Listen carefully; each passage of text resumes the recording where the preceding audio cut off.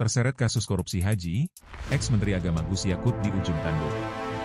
Ex-Menteri Agama era Presiden Jokowi yakni Yakut Khalil Qomas atau Gus Yakut berada di ujung tanduk dalam kasus dugaan korupsi pengelolaan kuota haji periode 2023 hingga 2024. Setelah dicekal agar tidak keluar negeri, KPK juga menggeledah rumahnya di wilayah Jakarta Timur.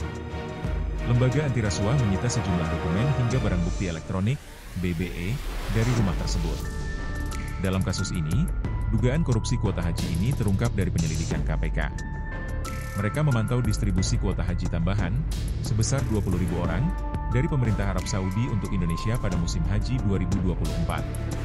Indonesia di era Jokowi, mendapat tambahan kuota itu karena masa tunggu jemaah haji reguler mencapai puluhan tahun. Setelahnya, Kementerian Agama membagi kuota tambahan tersebut, setengah untuk kuota haji reguler dan setengah untuk kuota haji khusus. Pembagian itu mereka sahkan lewat Surat Keputusan Menteri Agama 130/2024. Surat keputusan ini menjadi salah satu barang bukti penting dalam pengusutan dugaan korupsi kuota haji. KPK menilai surat keputusan itu bertentangan dengan UU Agustus 2019. Belait itu mengatur, pembagian kuota haji reguler dan khusus tidak boleh sama besar.